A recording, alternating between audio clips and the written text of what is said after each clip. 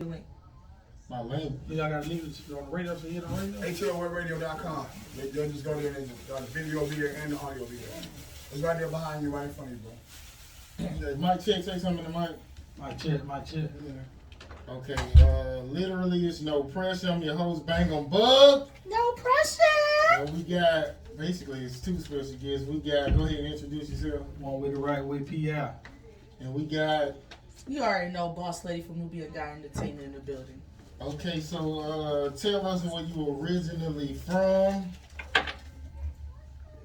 From a little small city outside of Florida called Monticello. Monticello, Florida. Grew up in there. Okay, so did you grow up with both of your parents? Sometime. But mainly my mama though. My daddy was there when he wanted to be there. But mainly my mama though. So what's your relationship like with your dad? Ain't no relationship. If I see, I don't. You know what I'm saying? Just be real like that. So. Okay, so you got any kids? Yeah, I got 4. But I'm there. I'm going to do what he didn't do.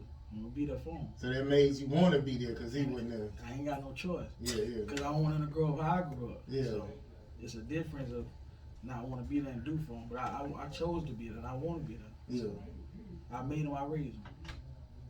That's how I look at that. That's what's up. Okay, so what's one of the most traumatic experience you had as a child? Losing my grandma early. That bothered the whole family. And seeing how everybody took that. You know, she was that backbone that kept everybody together. And when she died, like, everything fell apart. Beef, like, you never had beef when grandma was around. And she told her mom, and she who you really rock for. So I think when she closed her eyes back in 2004, the family took a loss right there. We took a big loss right there. And it been right since then. Okay, so what's one of your best memories of your grandma? Saving me from whoopings. Don't hit that boy, y'all leave him alone. And she did that a lot, saving me from whoopings. And I know I was hard-headed, and I know I probably deserved some of them, but she saved me a lot. And I thank her for that. She was just grabbing, don't get, let me slide. Yeah, that's one of my best memories. We're gonna save me from whoopings. Okay, so what's one of your biggest lessons and your biggest blessings in life? One of my biggest lessons. Everybody ain't for you. You know, just being truthful, like everybody ain't for you. Everybody want to see you down. Everybody don't want to see you prosper. So, like, I had to learn to cope with that. Everybody ain't your friend, you know. You just had to learn the hard way. Like, I was the type of guy just take everybody in at one point before I learned. Like, everybody ain't for you. Nobody don't want to see the good, and you always want to see the bad. But my biggest lesson I learned in life is just being there for my kids. Just going through fatherhood with them. You know, just being there. You know, from the snotty noses to the bad attitudes to the hard head until it's like all that. Just I see myself in all of them. So it's like I get to see myself grow up again. And not only being there for them and being a dad for them too, just to just go through it with them. So it's like I think that's one of my biggest lessons is seeing my kids and being a father. Okay, so so who was like one of the first people who kind of switched up on you, like when you started doing music? Did anybody like switch up on you? Man, I get that every day, man. The first person switched up on me though, my brother, my baby brother. He rapped and stuff too, but when I got back into it, it was like, oh, you been gone for so long, now you back. Ah man, the game ain't for you. Got into 2 months, back in November to be honest. And it took off real good. We don't even talk. He showed his car, he exposed his hand to me. He showed me that even though, like I say, family is worse enemy. He showed me, even though he my flesh and blood, he fuck nigga. You gonna call like I said, shit, fuck nigga. I'm just being real, that's what he showed me. That's facts. Okay. So who would you say like the fakest person you done met in the industry so far? I ain't ran into them yet because I ain't trying to run into them. You know, if I feel like that energy, I go through energy now. Like, if you come around with that, I already know I ain't even gonna cut you off. But if I could just say industry, I ain't gonna say industry because I ain't ran into too many top dogs just yet. But just on the independent level, like, see, all the niggas fake to me, to be honest. Like, they'll say one thing and they ain't gonna do it. So it's like all the niggas fake to me, to be honest though. Every nigga claim they got you, every nigga say they got you, want to put on for the city, but them niggas know they ain't stepping like that. But they'll make it sound good on the song. You know, put on for the camera, put on for the gram. I ain't coming in the bitch like I'm G'd up, thugged out, but them niggas know. They know what time it is. Like, if you be about it. People want to hear the truth. People want to feel what's real. That's what's selling right now. I can say I can come in the bitch shooting up the whole club. I can't come at that like that because I ain't never shot at no club. Don't get me wrong. If it take that route, it take that route. But all these niggas be crabbing right now. They know. They know who they is. I ain't got to call them out. The nigga know. Okay, so what's the most disloyal thing an ex, a friend, and a family member has done to you? Shit. It's like going back to that family. I got kids. I got a home mama. Never done nothing since they been in this world. Never. I got 4 of them, love them to death. Do nothing for them. So if that ain't loyal, what that is, be your own mama. You know? If I'm stepping on toes with this interview, oh well. But this shit need to be heard. This shit need to be told. So it is what it is. My own mama. That's probably the most disloyal person I got in my block. Love her to death. But hey, she don't do nothing. Okay, so has she ever said something like real discouraging to you that kind of like? I don't give her time to get in that circle to get on that level with her. You know what I'm saying? If I see her, I see her. I don't. But I don't even get into that level with it to be on like that. I open them doors too many times. They don't been closed. So as a kid, as a grown man, as an adult, shit start hurting a little bit. You put your barrier up. I keep reaching out to somebody that don't want to work out, man. I can't keep doing that. Then me as a man, that's my pride take over. I'm not gonna keep letting you do that to me. Not only to me, not to my kids too. They looking at it, they ask questions. Where your mama? Where your daddy? I do my best to let it fade out, but they know what's up. I teach them well. They got a granddaddy, they got a grandma. They just don't do. They still here. We don't hate them. We just don't deal with them. It's a difference. I don't never hate you. I just don't deal with you. Just don't deal with you. But you know, a lot of times too, like when I see parents like that, usually their parents was like that towards them, so they don't try to break it. They just pass it down to their kids. And then I look at it like, if I don't do what I need to do for mine, then I'm gonna be letting them down. You know what I'm saying? I feel like I'm gonna be letting them down. And I say that with a passionate heart about that because I see my dad and mom, they had good days, they had bad days, but man, my dad left me a whole nother woman, a whole nother family with my mom when I was 13. So I can't do that to mine. I don't give a damn what me and the mama go through. I'm gonna do for mine. So that's just like something instilled in me though. Do better than what he did. So that's just something in me. Okay, so do you have any regrets so far? My biggest regret, if I got to say, loving the wrong people when they don't love you back. So I think that's probably one of my biggest regrets that I'm going through now. Loving the wrong people, you know, giving your heart, giving your love to people that don't deserve it. Like, you know, everything is this and that, so I'm learning from it. Yeah, 50 Cent got some shit like that. He said, how long can you love somebody who don't love you back? Mm-hmm. So, like, you know, that shit real. You know what I'm saying? They be that your child or your mama, but that shit real. How long you gonna love me? Because I don't love you back. Forever. So when the last time you felt like you got finesse? I don't put myself in those situations. I try not to put myself in those situations. Not even by a female? Nah. Oh, there ain't nobody ain't got. So all your kids by one female? Yeah. That's what's up, man. With her. That's what's So up. it's like, I ain't put myself in that. I ain't trying to get finesse, you know? I don't need to do that. I don't need to put myself in those situations. Okay, so you with your girl now? Yeah. Okay, so I guess back when you was single or whatever, like you ever like got beef with a dude and like you tried to fuck his girl or he tried to fuck your girl, like when you beefing with Oh somebody? my God! You really? This That's back, you know, really- when you single. That's you know, it is what it is on that question. Like on that like that, No, to be honest, bro, I jumped the porch real late. I was more nervous, you know, than doing that. You know, I finished school late off, man, just trying to get that right. My biggest thing was finishing school, so my mom would be like, okay, he did. So when it came to like women and all that, I jumped out the porch late. I jumped out the porch real late when it came to that stuff. When I got it, I got it. But I ain't never had beef. Like I just feel like if I could get you before somebody else got you, I got you. So I ain't really had to. I ain't with all that. I don't know if a nigga was a nigga or later or whatever. I ain't know nothing about it. And I ain't caring no at the time anyway, so I ain't care. I got the jackpot at the time, so fuck it. You got it, you got it. I got it. So I was one of them, I ain't care. Okay, so what's some of the best game you've been given about females? I can't give game.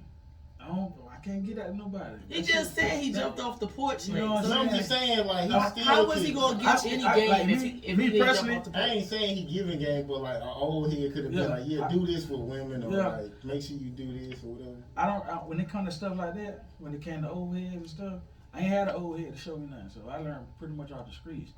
I learned how other niggas fuck up.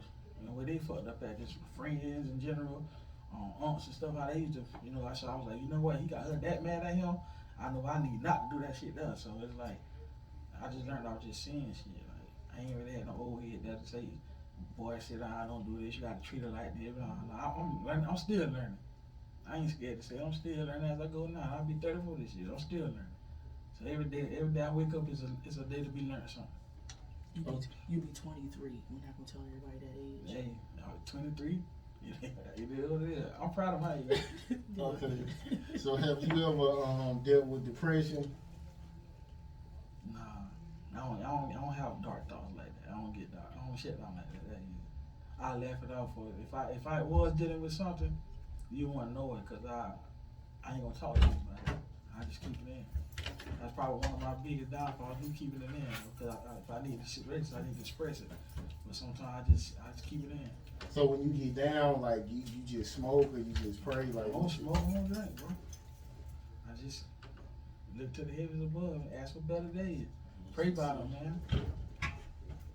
Okay, so what do you love and hate the most about, like, I guess being a rapper? I love the fact that it's easy and it's like a second nature now because I've been doing it for a minute. But I hate the fact that a lot of people, rappers just in general, they can't take critiques or constructive criticism when somebody say this and that. I like when you tell me that stuff, because now if you tell me that make me go hard on my next one. So I ain't expecting everything I play to y'all to say, oh, I like it. Y'all to be lying to me. If y'all tell me every song y'all like it. I want you to tell me where I messed up so I go correct it. But I bet you, out of every 5 I seen, the next 4 gonna be better. So that's just how I look at it. So I like when you tell me straight up. Be real with me. Don't lie to me. Be real with me. If you don't like it, if the shit garbage, tell me. So when I bring something back to you, you're gonna say, okay, that shit fire. You did better. So I like that. Don't lie to me. Cause you could get on my page all day and say, oh, 5, 5, 5. You might be lying. I don't know you lying. It ain't finna make me feel good. The truth make me feel good. Tell me the truth. Well, you gotta learn how to critique your own stuff. Yeah. Say something garbage or whatever. I mean, I do that myself. Oh, he does that. Cause I mean, there's a few songs that he doesn't say. Oh no, I don't think that about. And last night I proved him wrong on one of the songs that he actually performed. You know, he gave me my props though. Yeah. It's like Boss Lady, he was right though. Everybody do like that song. So I told you. Okay, so if you could go back to being a freshman in high school, like how would you live your life different? If I could go back to being a freshman in high school, probably would have still been playing baseball. I ain't gonna lie, I would took that shit serious because I was pretty good at baseball.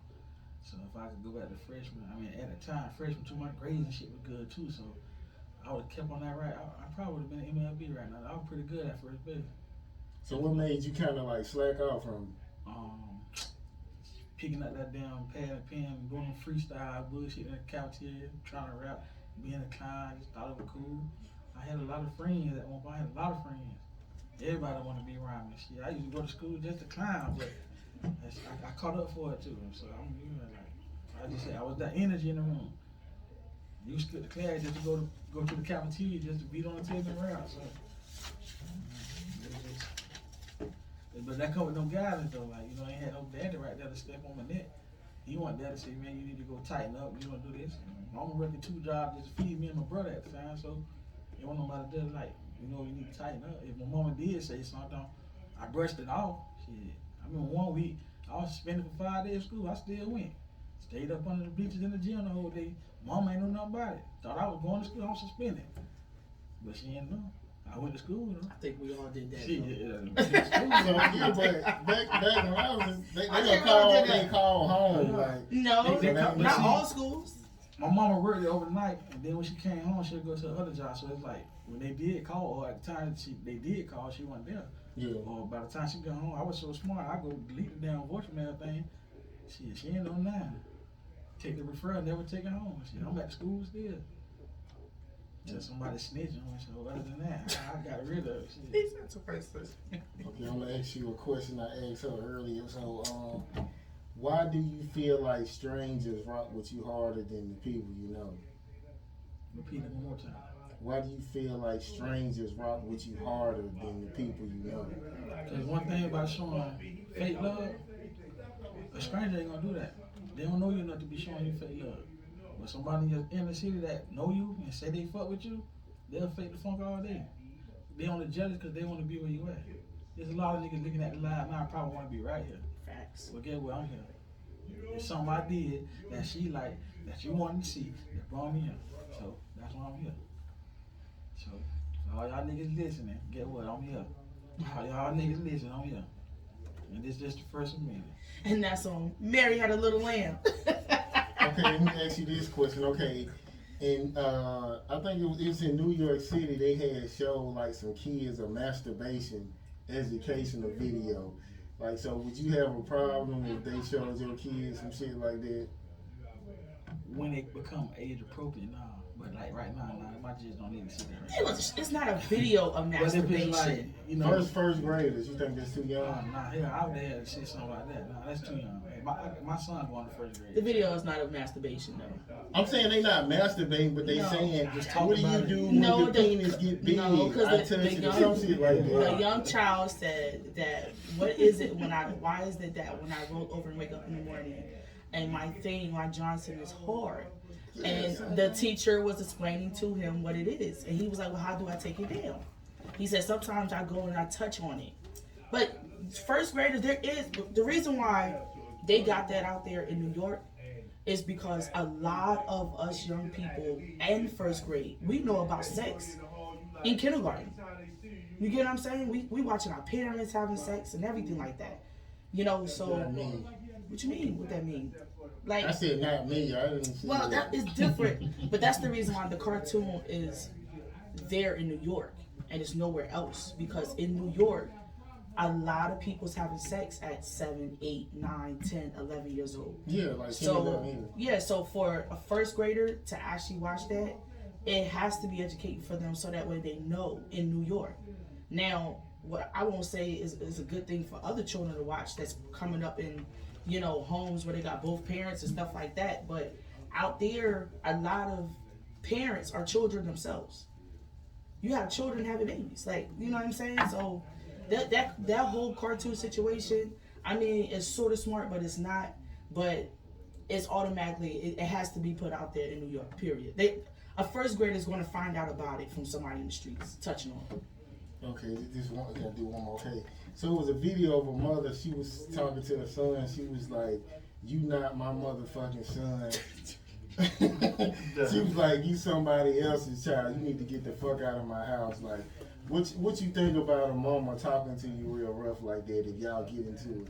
Shit, I got used to that. I got that all the time. Shit, that's how mine was though. I'm be real. That same lady you talking about, that's how I was. That shit was real. Like she did that, like for real. I can relate to that. Like I'm in a car with my homeboy for to sneak to the movies. Get your blue ass out the car. I'm gonna blacken the motherfucker, but you calling me blue in front of my dog. But I done got talked to loud. I can relate to that there. So like I just like I don't know me, my kids like we ain't doing no shit like that. But like, I done been one of them kids, that same kid you talking about. My mama did me the same motherfucking way. The same way. Okay, so tell us about your latest projects you got coming out. I got a single dropping on June 10th called Wrong, featuring my boy C right out of New Orleans. And I got my album dropping on the 4th of July, Independence Day. Big 4 shit. That's from the city. We're gonna throw the photos up, put that bitch on 4th of July. Okay, so is there something you want to say to the people? Matter of fact, we're gonna let you say. You want to say something before we get out of here, boss lady? Hell yeah, I'm gonna say something. I would like to congratulate Pierre because he actually has a long road ahead of him. But coming into the relationship with this young man, it's been a huge blessing. You get what I'm saying? Even though he's in Florida and I'm here in Atlanta, that has stopped him from working. Like when I say his work ethic is amazing, it's astounding. But I'm proud to have him part of Nubian Guy Entertainment. So for all y'all, don't be trying to hit him up. No, he's over here. You know, y'all can stay where y'all at. But nah, bigs up to him because, like I said, he got all these projects coming out, and you know we about to take it over. About to take over the streets. Okay, any last words before we get out of here? I'm gonna tell them niggas like this. If you ain't been riding that way before, bitch don't get on now. This motherfucking shit don't sell. The shit don't sell, my nigga, for real.